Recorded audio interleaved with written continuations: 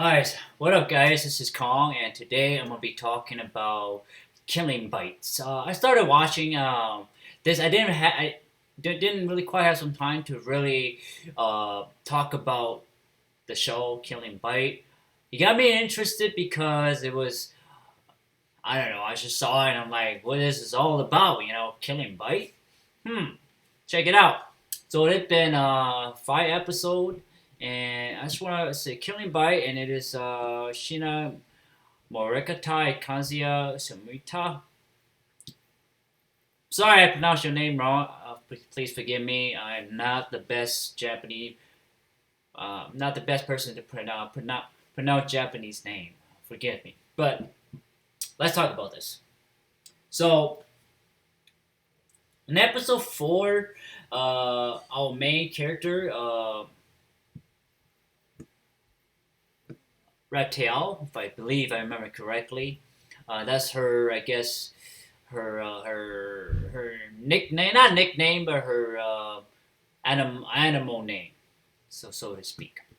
So her and her gang, Rabbit and Hippo, Rabbit, Hippo, and Ratel, and then of course.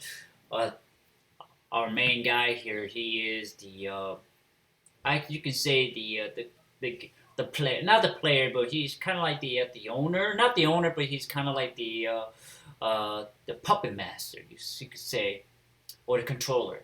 He's the puppet master. I want to say puppet masters, but he is not really a puppet master in the sense of your traditional puppet master controlling his slave or his minion. Not in the sense of that. He's a really, sweet, genuine guy. Kind of dumb, and kind of typical of anime. The guy tend to be the dumb one, and the girls tend to be the smart one. Most anime, not every anime is like this, but in this case it is. So they entered this, I guess you could say, this battle or this battle arena where you have the wealthy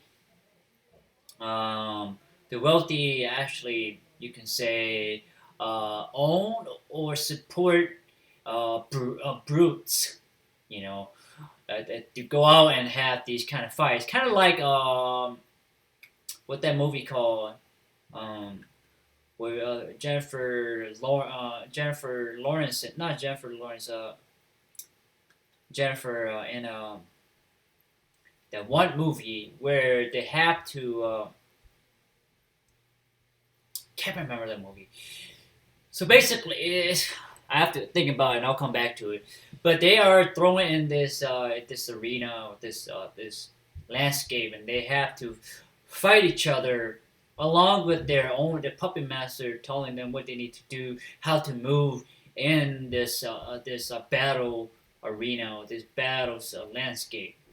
So, in this first, I guess you could say, the second episode of this battle sequence, is where it kind of got a really rated R, almost rated R rating for me in a sense, because Cheetah, she actually, I should say, prior to that, Leo, no, I should say not Leo, the tiger, the tiger brutes. This guy right here to the left of Reptile, and he got a fight with Hippo, which is from this our main good guy, his group. Not a fight, but he was going to fight Brute, Hippo Brute, and the Crocodile Brute, and the Gorilla Group. And they were fighting in the I guess you could say, the jungle, so to speak, and that is really Tiger's territory. That's where his advantage is, and it's kind of true in reality because Tiger can climb tree. I think there's only like two cats that can. Probably there's a few other cats that can actually climb. The Black Panther cats. I want to say cheetah, uh, and their tradition, and then panther or cougars. There are a few other feline mammals in the animal kingdom that can actually climb. But the point of the case is that these three other brood, the hippos and gorilla and crocodile are in his territory, his domain. So he's gonna be more He has the advantage. He's gonna have more speed, more power boost. So it's his level playing field. So crocodile like man, I'm gonna take on this guy because he ain't jack. And crocodile and they kept fighting, and you know uh and he took and then he like okay, and then gorilla got into the fight, and then what happened is that tiger did I guess you could say a quick run or a quick agility jump and slash crocodile. Crocodile went down like a motherfucker. Like he went down like looked like he got KO. In my eye, he got KO, but didn't quite get the KO. And he about to fight Gorilla, and I believe, if I recall right, he did take out. Yeah, I think he did take out Gorilla because Hippo was the last one standing. And prior to that, we flash back and we go to a different battle scene, with Cheetah versus Gecko. We don't know she was Gecko until she's revealed who she was, her technique and whatnot, who she was, and she's Gecko. And Gecko was like, you know what? I submit. You can be my ass. But then it was just a ploy. It was just an ambush, and came out Cobra. Like one thing about this Cobra, this guy, this motherfucker is a serial rapist in all sense, in mind and body. This motherfucker is a rapist, like a serial rapist. This is a guy that you don't let out of jail. You don't let him out to the public because this dude will rape women. It's like this guy was crazy. He's literally fucked up in the mind. He's twisted. He's fucked up. He's beyond repair. He's psychotic. He's a killer. And he wrapped his tail around this cheetah, and he about her ready to fuck her, like ready to rape this girl, like straight up, like.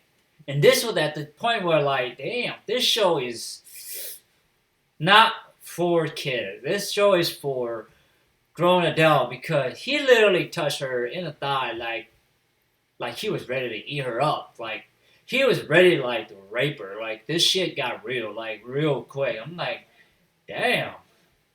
I don't know. I should be watching this kind of show, Like I don't think it's and I'm surprised they even show it. Like his intention was to rape this girl, like straight up, and it was like, but then she got lucky, really lucky, and then Bratiel, if I say that right, she came and saved him. Even her, she got beat up by geckos, and I think it's because Bratiel have never really encountered gecko before, so she don't know how to, combat or fight cobras or geckos, And it's strange. An interesting thing is these two characters are reptilian base creatures, reptiles.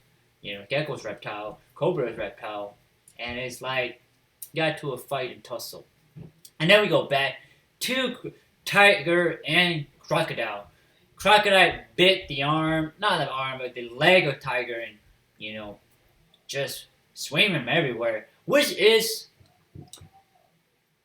it is like the real life crocodile. When crocodile get a hold of, I guess their prey or their lunch, they smack that shit out of their prey like it's like Hulk smashing Loki in the Avengers 1.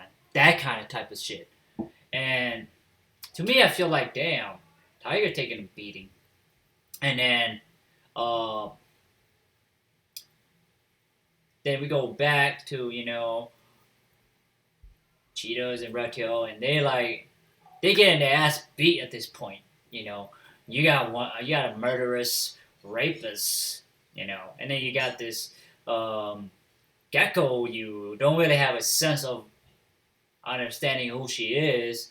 You don't know her background, or you don't know her. I guess her stories, or her who she was, where she came from. So to me, I feel like she's not developed. Whereas the Cobra guy, like, you can straight up tell like who he is from his interaction with the other characters, from the word he's saying out of his mouth, his action. Like, you know what? This motherfucker is straight up fucked up,